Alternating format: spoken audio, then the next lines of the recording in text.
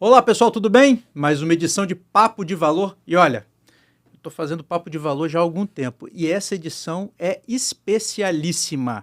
Estamos aqui com o Dr. Jorge Gerdau, que é uma referência para o empresariado brasileiro, que é uma referência para a indústria brasileira e está aqui na Gazeta, veio para o lançamento aqui para a Vitória, para o lançamento do ES 500 anos. Queria te agradecer e te desejar boas-vindas aqui no nosso videocast, doutor Jorge. Não, o prazer é meu poder estar conversando e analisando as coisas com vocês. No meu entender, o Espírito Santo hoje é um exemplo em termos de gestão, comunidade, governo, comunidade, e tem esse debate, vamos dizer, de análise e avaliações de médio e longo prazo é decisivo. É um tema que falta no Brasil e o Espírito Santo há muitos anos está dando um bom exemplo no sentido da gestão pública ter objetivos de médio prazo e longo prazo, né? E esse envolvimento da comunidade Espírito Santo está avançando junto com a atividade empresarial, eu acho que é extremamente inteligente e produtivo. O senhor já falou um pouco da primeira pergunta que eu ia fazer para o senhor, mas então já vou emendar na segunda. O senhor já disse por que é importante essa conexão, né? O Espírito Santo já teve dois planejamentos estratégicos e agora a gente está chegando no terceiro planejamento estratégico. E o senhor já deixou claro qual a importância dessa conexão, setor produtivo, com o setor, com o governo. E o senhor falou que isso faz falta para o Brasil. Por que faz falta para o Brasil?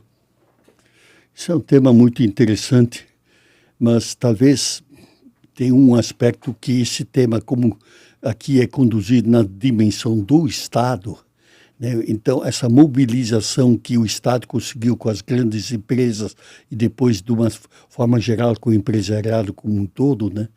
Vamos dizer, em nível de Espírito Santo, eu acho que teve uma dimensão que foi viável.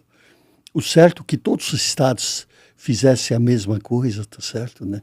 E que, lógico, num estado de São Paulo é quase que impossível, talvez tem que fazer por regiões, mas a verdade é que essa visão estratégica de construí-la e dialogar com o governo para se ajustarem a visão e a responsabilidade governamental com a comunidade empresarial e a comunidade empresarial levando seus desafios, sua preocupação para o governo, essa mesa de diálogo é extremamente importante. E eu diria que praticamente ela não existe no Brasil.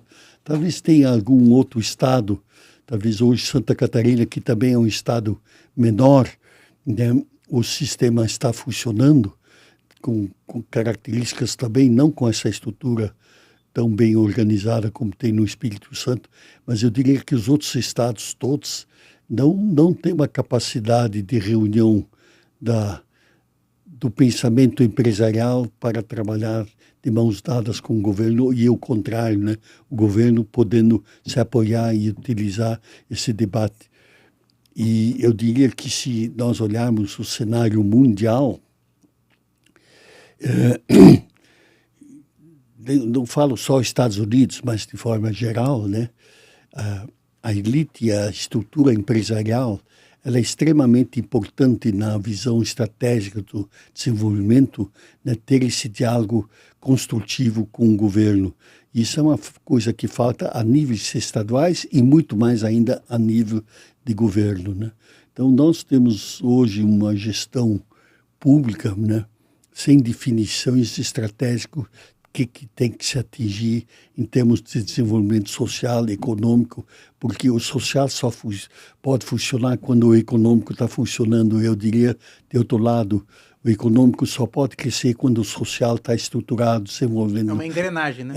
É um conjunto e essa engrenagem tem que se encaixar, tá certo? Vocês conseguiram fazer esse encaixe no Espírito Santo, que é um orgulho e é um prazer de ver. Agora, quando o senhor fala, o senhor muito tempo à frente da Gerdau, no conselho, e o senhor agora viaja colocando a sua experiência. O senhor falou que em Santa Catarina tem alguma coisa, uma iniciativa, bom, temos aqui a do Espírito Santo, Mas isso em outros estados é tão assim, o setor público e o setor privado não se falam, não? Em outras regiões do Brasil? Eles se falam, tá certo? Mas não tem uma visão estratégica de médio e longo prazo. Isso entrou na cultura hoje do Espírito Santo, tá certo? Mas se o senhor perguntar ao governo federal o que o governo federal se imagina o Brasil estrategicamente em 2, 5, 10 anos, né? Você não tem essa resposta, tanto por parte da liderança principal, da presidência, como também nos diversos setores. Então, praticamente é um processo político viciado para resolver problemas de curto prazo, sem uma visão estratégica aonde quer se chegar. Então, realmente, vou dizer, o Espírito Santo, talvez até pela natureza das atividades econômicas do Espírito Santo, né? Seja na exportação, portos, é tudo de uma visão global, internacional. Se pegar o processo celulose, né? Você fazer um projeto de celulose tem que começar plantando a árvore, né? Esse simbolismo. Uma visão de longo prazo, né? De longo prazo, tá Você certo? não pode estar preocupado na crise de amanhã. Amanhã. Então, talvez o fato de o Espírito Santo ter atividades que exigem visão de longo prazo, né, fez com que, de uma forma geral, esse sistema evoluísse. Então, eu diria que o exemplo aqui do Espírito Santo é extremamente interessante e eu acho que o grande objetivo seria tentar replicar isso em todos os estados e no âmbito nacional. O senhor chegou a participar daquele conselhão do governo federal, foi criado acho que pelo presidente Lula, no primeiro mandato dele, que chamava Conselhão, mas é o Conselho de Desenvolvimento Econômico e Social. Como é que o senhor avalia essa polarização enfrentada pelo Brasil? O diálogo, o senhor falou já de diálogo algumas vezes, na sua autobiografia também, o senhor fala de diálogo. O diálogo está mais pobre no Brasil? A polarização que a gente vive política atrapalhou isso? Qual é a avaliação que o senhor faz? Eu acho que tem originalmente erros estruturais, que a representação empresarial está condicionada por influências de visão gerencial de curto prazo, dos 5S, tá certo? E a representação empresarial não formou a liderança com uma elite empresarial que vê os grandes projetos de longo prazo, tá certo? Então, essa construção, essa conexão no Brasil não está estruturada e não funciona, tá certo? Então, isso faz com que, no fim, as grandes empresas cuidam dos seus problemas, tá certo? O governo trata o tema político de curto prazo, tá certo? E não se faz uma visão estratégica que queremos a médio e longo prazo. Então, vamos dizer, tem dois temas básicos nesse tema que são chaves, é o processo de educação, né? E o segundo é o índice de poupança e investimento, né? Se você trabalha para quebrar o galho de curto prazo, você não tem uma visão estratégica de longo prazo, né? E sem uma visão de longo prazo, o índice de poupança também não se faz dentro de uma visão de propósito de longo prazo. Então nós estamos hoje, eu diria que na maioria dos estados e principalmente na estrutura país, né, nós não temos um debate estrutural aonde é que queremos chegar, o que eu tenho que fazer para chegar, etc. Né? Então, isso é um tema e acaba que a radicalização, a polarização e a radicalização atrapalham, né? Porque acaba que... Faz discussões de curto prazo e não uma visão estratégica de longo prazo. Né? Contribui para essa crítica que o senhor está fazendo desde do início da nossa conversa. Quando o senhor fala de índice de poupança, se a gente tomar como verdade que a sociedade também não está preocupada com longo prazo, ninguém vai fazer poupança. E aí sofre o investimento, por exemplo. O setor empresarial individualmente faz isso, tá certo? Vamos dizer, você não consegue conduzir uma empresa sem tem uma visão estratégica de busca de resultados, política de aplicação de resultados, o que eu distribuo, o que eu guardo para investimento, o que eu capto de dinheiro. Então, no setor empresarial, empresa por empresa existe, mas eu tenho que fazer essa equação, não é por empresa, eu tenho que fazer essa equação no todo. E aí, como eu já falei, mas vou repetir, tem 2 temas chaves. É o índice de educação, evolução da educação, em segundo lugar é o índice de poupança. Então, o índice de poupança na esfera federal é extremamente pequeno. E aí eu menciono normalmente essa análise comparado com um país que nem a Índia, né, que é um país realmente pobre, né, a renda per capita é de $3.000, era 2.000, atingiram 3. Esse índice de poupança e investimento é decisivo. E no Brasil nós estamos com um índice de poupança e investimento muito pequeno. O melhor exemplo hoje é a Índia, que tem uma poupança de 26% a 28% sobre o PIB governamental, tá certo? Então, isso faz com que tenha resultados e estratégias de médio e longo prazo, né? Nós temos no Brasil hoje um valor ao redor de 1,5%. Consequentemente, nosso crescimento econômico acompanha mal e porcamente o nível de crescimento populacional, né, que caiu e está quase que estagnado hoje, né, que também preocupa, né, de uma visão. Nós temos muito espaço para ocupar ainda, temos potencial de crescimento grande, teríamos ainda, já temos hoje praticamente um crescimento populacional estagnado. Mas o problema é educar para que se aumente a produtividade global, segundo, índice de poupança para ter investimento. Esses 2 fatores são os mais importantes. O resto é tudo um conjunto. Mas se eu não trabalhar na melhora, eu tenho hoje um índice de 29% de analfabeto funcional no Brasil ainda, né? Inacreditável. É inaceitável. E esse tema foi debatido nos últimos 15, 20 anos, tá certo? Estabelecendo metas, e as metas não são atingidas, o processo de gestão da educação é um processo deficiente, tá certo? Também com aposentadorias grandes demais em relação aos ativos, né? Vamos dizer, nós temos aí 50 mil ativos e uma aposentadoria de 100 mil, os aposentados deveriam ser 1/3, né? 2/3 trabalhando, 1/3 é o número clássico que existe em todas as atividades no mundo, aproximadamente, né? Claro. Mas é uma referência, né? Nós temos um número de 100 mil, então nós temos o dobro de aposentados em relação ao que tem. Quer dizer, em relação ao aposentado, temos 4 vezes mais, né? Temos 100 mil contra 25 mil que deveria ter. Então, vamos dizer, isso no fundo, vamos dizer, é tudo falta de debate macroestratégico de propósitos que têm que ser atingidos para fazer o real desenvolvimento, né? E o debate não existe estrutura. O processo político, o Congresso faz também discussões praticamente de curto prazo. Paroquiais, né? E tem aí uma falha também que o voto o não voto distrital. Sim.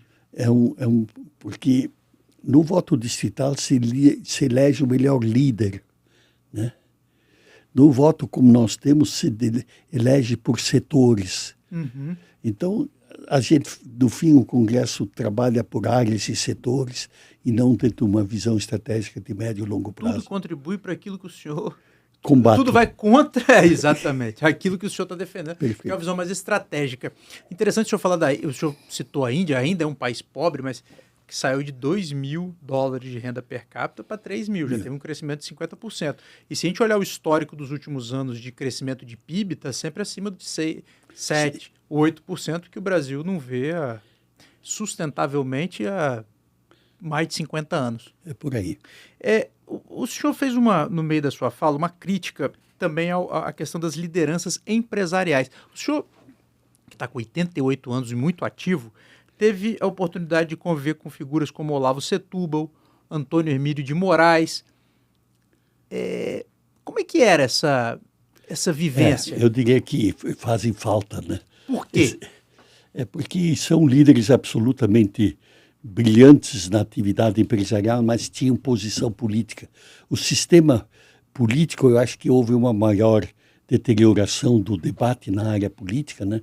Consequentemente, vamos dizer, esses líderes, hoje esse debate praticamente foi perdido. Então, vamos dizer, justamente esses dois líderes, Olavo Setúbal e Antônio Emílio, né, eram homens com uma visão estratégica para o país extraordinária, tá certo?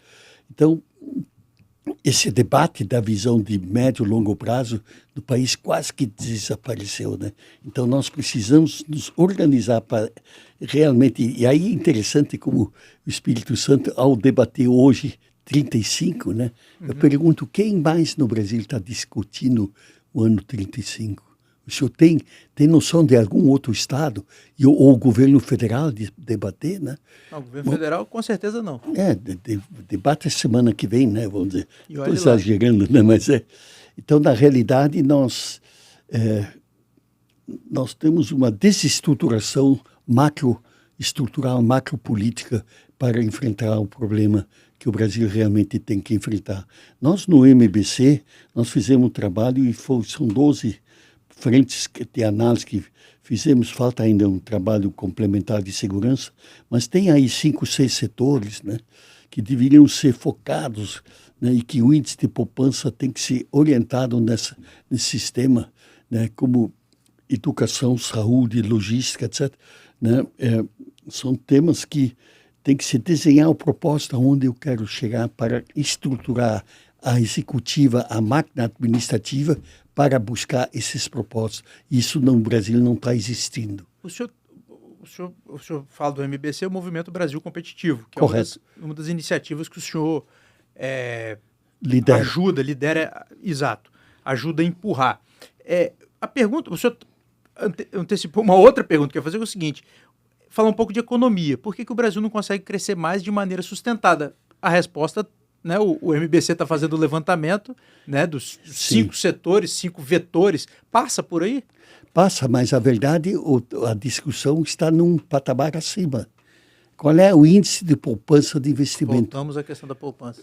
Depois, se não houver um índice de poupança elevado, né, não adianta eu discutir setores que não existe dinheiro, tá certo? A estratégia do país tem que ser definida. Então, tem duas coisas que tem que ser dada prioridade absoluta, fanática, e atingir patamares mínimos de educação, tá?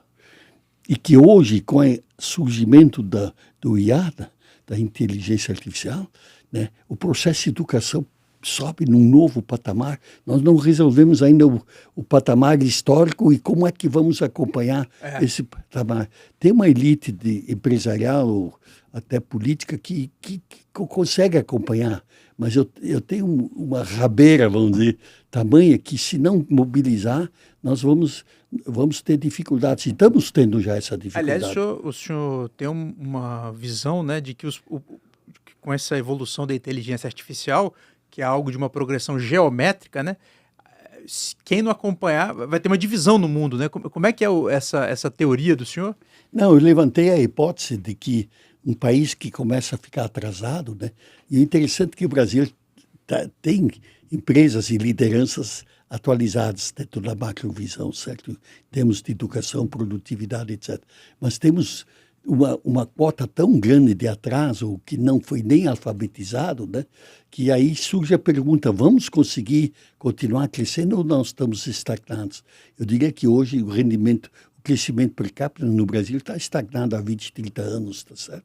Então, países que têm crescimento 5%, 6% ao ano, né, têm um índice de poupança. Então, por isso que eu insisto nesses dois temas: educação e índice de poupança e investimento são os definidores que fazem se o país vai conseguir acompanhar a evolução do mundo ou não, tá certo? E esses dois pontos, se não forem rompidos e estruturados para acompanhar o que está acontecendo no mundo, nós vamos cada vez ficar mais atrasados em relação ao que está acontecendo na evolução do mundo. Então, esse desafio tem que se conscientizar e romper esses vícios históricos de propósitos. Doutor Jorge, nosso tempo está passando e vamos avançar aqui no nosso debate. Vamos olhar para um debate. O senhor está defendendo a questão estratégica, mas deixa eu olhar um pouquinho para o curto prazo aqui, sem deixar de olhar... O chão da fábrica. Mas sem deixar de olhar o estratégico. Como é que o senhor está vendo esse debate fiscal no Brasil, que é um debate antigo, né? Esse governo a gente está tendo, tem a questão do arcabouço fiscal, agora tem essa crise do IOF, que acabou virando uma crise política. Como é que o senhor vê essa questão fiscal do Brasil, doutor? Eu acho que eu estou começando desse governo, mas já historicamente, né? Eu primeiro faço o gasto para depois ver como vou fazer a receita, tá certo? E isso nos faz avançar e buscar cada vez mais receita, tá certo? E eu acho que eu deveria analisar a minha estrutura de receitas e ajustar o tamanho da máquina a essa receita. E aí entra dois temas, como falei, educação e índice de poupança, produtividade, para que haja crescimento da economia. Se eu não tiver crescimento da economia, eu não vou ter recursos para atender as necessidades sociais, tá certo? Então, se eu não corrigir investimento, eu não vou ter crescimento da economia para atender as necessidades sociais. É o quadro que nós temos hoje. E o problema da qualidade da educação. Então, são dois temas chaves com quais eu praticamente defino o que o país vai ser ou não vai ser. Então, quando eu entro nessa sua análise e pergunta, né, eu estou praticamente o país estagnado hoje. O crescimento da economia está menor do que o crescimento populacional. Agora, como parou praticamente o crescimento populacional, crescendo aí 2% ao ano, as coisas se equilibram, mas eu não consigo avançar. Então, nós estamos com uma renda de 9 a 11 mil dólares, vamos dizer, ao redor de 10 mil dólares, há 20, 30 anos, né? Enquanto outros países estão avançando, né? Vamos dizer, se eu tomar uma Índia que era há 10, 15 anos atrás do Brasil, hoje está atingindo patamares de 200 dólares per capita, tá certo? Os países desenvolvendo têm 400, e países com política de investimento total, assim, né, como uma Coreia do Sul, chega até 800 dólares. Mas isso é porque a economia está voltada à exportação. Mas eu diria que nós estamos hoje com políticas absolutamente consolidadas de estagnação. Por quê? Porque nós não investimos. Se eu não investir, eu não cresço. E tem o senhor falando, eu me lembrando assim, né? A gente tem os últimos de 21, depois ali de 20, né, daquela primeiro semestre da pandemia, que teve uma queda muito violenta do PIB, o PIB veio crescendo e o Brasil tem, depois de muito tempo, um crescimento anual acima de 3%, que não acontecia há muito tempo. Mas se a gente parar para lembrar que a década passada, sim, a gente teve 2 anos ali de que o PIB quase caiu 10%, era base muito baixa, né? Então o Brasil, se a gente pegar uma janela maior, um filme das últimas 2 décadas, é de um crescimento, como o senhor está dizendo, pífio. Pífio, absolutamente pífio. Um crescimento que mal e porcamente atende o crescimento da população. Agora, esse crescimento maior veio por algumas correções que foram feitas no governo Temer, tá certo? Que é o tema do gasto na parte social, gastos feitos sobre educação, etc. Então, são algumas políticas que melhoraram um pouco a situação, né? Mas que dentro do cenário global, vamos dizer, 0,5%, 1% em relação às necessidades do país, são absolutamente pequenas ainda. O que o senhor, se tiver um congressista assistindo o nosso videocast, sim, ou alguém do governo, ele vai falar, não estamos olhando para o estratégico, a gente fez a reforma tributária. Sim. Reforma tributária, de fato, tem uma mudança... Mas não aconteceu ainda, né? E nós temos uma programação da reforma tributária de resolvê-la em 10 anos, tá certo? Isso, uma transição longa. Então, longa. Eu acho que isso aí deveria ser encurtado. Agora, tem mais um tema. O mundo, a carga tributária se move, em média, dos mais caros, entre 20% e 21%. Nós já estamos com gastos a nível de 27%. Eu não sabe nem quanto é que vai ficar essa alíquota. Eu acho que muito mais ela não vai crescer, acho eu, mas de qualquer forma é um número absolutamente fora da realidade com que o mundo se move. Tem países que têm um índice de 15% de carga tributária, tá certo? Bom, com essa estrutura, e isso vem pelas decisões de subsídio a muitas áreas, etc., que pagam menos, então, se alguém paga menos, outro tem que pagar mais, tá certo? Exato. Então, faz realmente com que nós, no meu entender, na reforma tributária, eu acho que devia ter uma decisão radical que a carga não pode ser maior do que 21%. Depois você vê como é que divide isso ou não, tá certo? Porque eu não posso sair do padrão médio global e internacional. Se eu gastar 27 ou 28, que isso é um número que está surgindo, tá certo? Eu estou definindo a estagnação do país. E a gente vai ter que fazer a reforma administrativa. Vai ter que entrar no tema da reforma administrativa. É outra guerra. Mas o senhor acha que vai simplificar, pelo menos? Eu acho que sim. Hoje, é uma loucura. Nós produzimos, vamos dizer, mais ou menos 70% de aço dos Estados Unidos em relação à nossa produção no Brasil, tá certo? Eu não tenho livro fiscal lá. Eu só tenho a contabilidade, débito e crédito, lucros e perdas, tá certo? Eu aqui tenho 6 livros fiscais diferentes que eu tenho que fazer em cada unidade própria, débito e crédito, etc, tá certo? Né? Então, é um custo absurdo. Eu não tenho ninguém nos Estados Unidos fazendo papelada de livros fiscais. E aqui, um monte. É um monte. Eu tenho 130 especialistas para conseguir gerenciar esse processo, tá certo? Nos países que nem o Canadá, eu tenho 3 ou 4 pessoas, tá certo? No México também é um número ao redor disso. Então não é só a questão da carga, né? É dar conta para conseguir pagar a carga. Eu tenho 6 impostos diferentes em que também o regulamento, o que é débito, o que é crédito, etc., né, são diferentes. Então, é uma burocracia genial com a de reforma, confusão. o senhor acredita que vai A diminuir? reforma vai melhorar muito isso, tá certo? Mas não pode estar cobrando 20%, 20% a mais ou 30% a mais que os outros. O senhor falou da Gerdau. Sim. Que é um ícone da indústria siderúrgica. E o senhor foi muito importante para a Gerdau e o senhor já era da 4ª geração, se eu não estou... Perfeito. É isso? 4ª geração. A sucessão, eu não vou perguntar como que o senhor fez lá na Gerdau, não, porque acho que o senhor já respondeu muitas vezes isso. Eu quero saber da sucessão, que é uma grande dificuldade. Eu converso com muita gente, da sucessão, meu filho, não sei o quê, como é que a Gerdau, que tem mais de 120 anos, consegue se manter firme e fazendo essa sequência toda de sucessões? É uma visão estratégica de educar as novas gerações com princípios das gerações anteriores, tá certo? Né? Que é o índice de poupança, né? Não esbanjamento, respeito ao operário. Na Gerdau nós tentamos, nós fazemos, vamos dizer, meu pai nos educou de respeitar o porteiro da mesma forma como o principal engenheiro. Tá certo? Então são filosofias de políticas de recursos humanos, de educação, investimento, capacitação, que são históricas e que sofrem com a gestão, se ajusta às modernizações necessárias, tá certo? Mas no fundo, vamos dizer, é uma obediência a valores históricos, tá? De poupança, investimento, educação, respeito, tributação total, não tem sonegação e coisas assim. São comportamentos, definição comportamental e tremendamente éticos. Fazer o correto. Fazer o correto.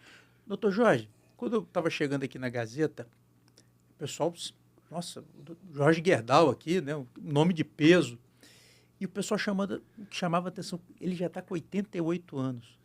Aqui no Brasil a gente tem uma cultura histórica, o sujeito chega ali perto dos 60 anos, às vezes já está querendo parar, aposentar, e o senhor segue ativo no debate público, segue ativo nas questões da empresa.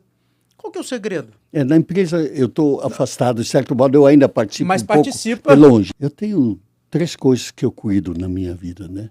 Condição física, alimentação e trabalho para continuar sendo útil, tá? Cabeça.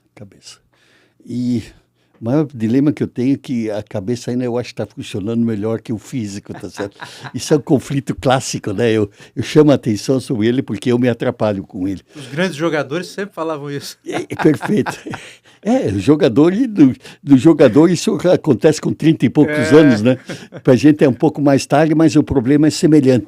Mas, na realidade, então, e em cima desses 3 princípios gerenciais, para conduzir e manter a condição, né, eu tenho assim, uma frase que é quase um pouco constrangedora, mas eu digo assim, eu quero continuar nos próximos 10 anos ser tão útil como eu sou hoje. Então, todo ano que eu faço aniversário, tem que conseguir mais 10, tá certo? Então, é um troço meio absurdo, né? Mas ajuda para pensar e motivar, né? Motiva. E motiva. E o mais importante nesse tema todo é uma palavra que hoje eu estou envolvido essencialmente em processos sociais e políticos, né? Mas é a palavra, eu quero continuar sendo útil. Então, eu tenho que trabalhar naquilo que eu sei e tenho que tentar ser útil. Tá certo? E vamos dizer, eu vou falar um exemplo absurdo, aí absurdo não, mas o esquimó, né? Enquanto ele tiver a capacidade dele se alimentar, eles ficam. No dia que ele não puder saber se alimentar, eles deixam ele para trás na fila, tá certo? Isso é um troço terrível, né? Mas ele é importante na vida, vamos dizer, de processo. Então, a minha busca, e por isso que é tão difícil no mundo de hoje, né? Como se atualizar, né? Como é que eu vou me atualizar hoje para poder continuar sendo útil? É quase uma coisa impossível, mas eu luto para tentar ser útil. Para ninguém te deixar para trás. Última pergunta. A gente está vendo hoje um mundo que está muito rápido, rede social, o senhor falou da inteligência artificial, e o jovem no meio desse liquidificador todo, muitas vezes uma ansiedade, uma vontade de acontecer muito rápido.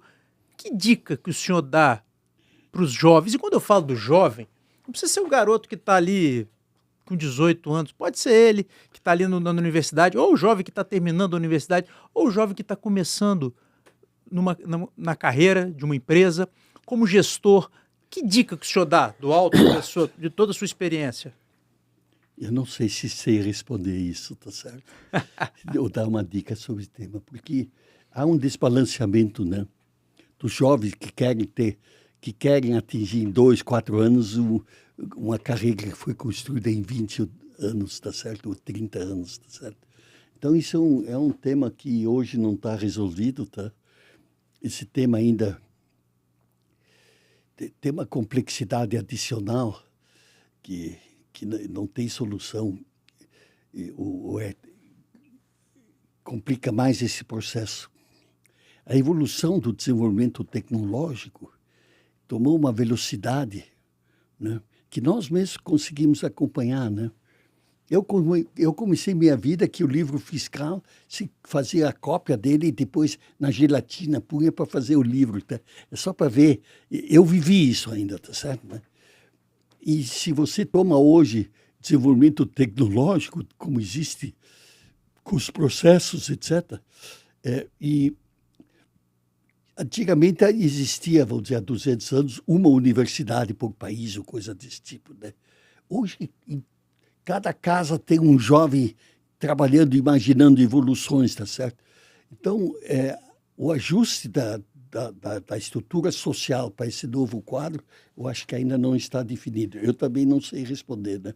E que o senhor, voltando para a questão, o que o senhor fala para o garoto que está começando hoje na Gerdau? Um conselho para ele. Eu digo, aprende, tenta descobrir qual é a tua vocação e faz carreira construindo e aprendendo, tá certo? Aí as pessoas crescem, né? Tem a chance de crescimento pela capacidade. Para crescer é preciso estudar e trabalhar toda a vida. Você não pode parar. O parar de estudar é um troço que, com o aceleramento do processo de evolução, antigamente levava 10, 15 anos para ter uma evolução, né? Hoje, cada jovem com o seu computador está eventualmente criando novas tecnologias, coisa disso. Então, o processo está muito acelerado de inovação. Consequentemente, você não pode parar de estudar. Então, tem que ser resiliente. Trabalhar, estudar. Permanentemente. E fazer carreira. Aí você faz a carreira. Aí consegue fazer a carreira. Quem não continuar estudando, acabou. E tem coisa que não muda, né? Trabalhar, estudar, eu tenho certeza que o senhor faz isso desde que começou. Comecei e pretendo continuar, né? Porque com isso eu também continuo vivendo, né? Com mais idade, consigo ser útil, né? Vamos dizer, para eu ter satisfação de vida, né? com essa idade, eu tenho que ser útil, né? E se eu não me atualizar e não trabalhar, eu não consigo permanecer útil. Então, isso é um desafio diário. Dr. Jorge Guedal, olha, muito obrigado pela entrevista. Foram aqui, ó, 37 minutos aqui de conversa e valeu por muitos dias de aprendizado. Muito obrigado que o senhor veio aqui dar essa entrevista aqui para mim na Gazeta. Muito obrigado por ter vindo aqui no Espírito Santo participar do lançamento do ES 500 anos. Espero entrevistá-lo mais vezes. Eu estou às suas ordens, né? Mas para mim é um prazer participar da forma como nós conseguimos trabalhar nessa entrevista, tá certo? Parabéns, porque nós trabalhamos sobre temas atuais, né? E que são os desafios que nós estamos vivendo, né? E esse ajustamento ele tem que entrar na consciência de todo mundo, né? Eu comecei minha vida, a aposentadoria, a sobrevida era 58 anos, né? Hoje as pessoas estão aí, o jovem que nasce hoje provavelmente vai viver até 120 anos, coisa desse tipo. Imagina né? o que é isso. Né? Então, como é que as regras sociais vão se ajustar a isso? É um desafio enorme, né? Mas temos que trabalhar, temos que enfrentar. Temos que estudar. Temos que estudar. Dr. Jorge Guedal, muito obrigado pela entrevista e muito obrigado a você que está nos acompanhando. Até o próximo Papo de Valor. Muito obrigado.